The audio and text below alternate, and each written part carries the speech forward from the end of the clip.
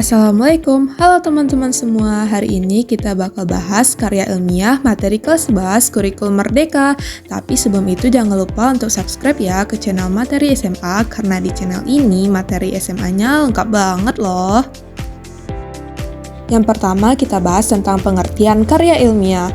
Karya ilmiah merupakan tulisan yang berisi fenomena atau peristiwa yang ditulis berdasarkan kenyataan.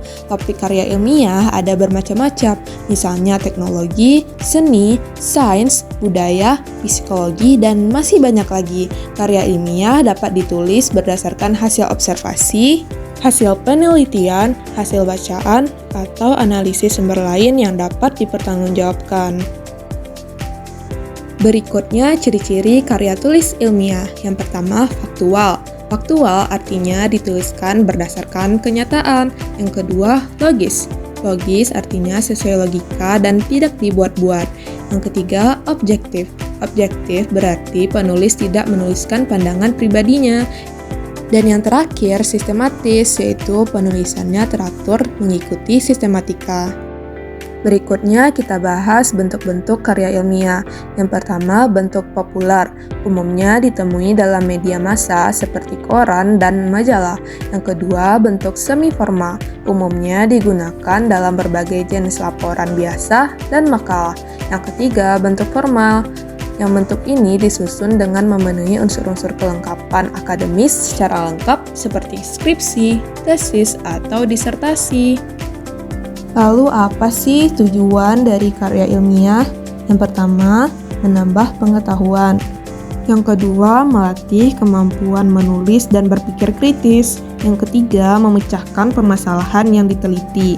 Yang keempat, mencapai tujuan tertentu seperti skripsi sarjana dan lomba.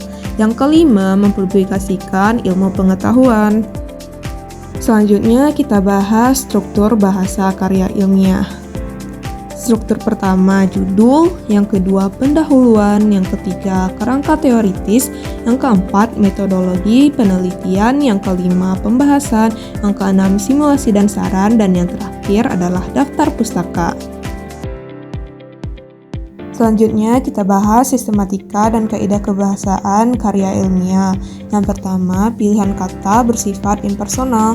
Yang kedua, kata ganti yang digunakan bersifat umum. Yang ketiga, memerlukan kelugasan dalam pembahasan.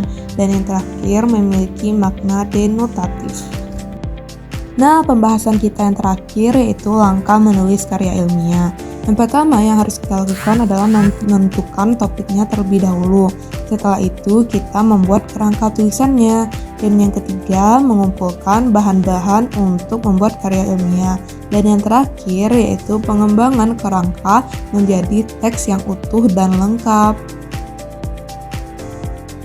Itulah tadi pembahasan materi karya ilmiah kelas 11. Terima kasih sudah menonton, tetap semangat belajar dan jangan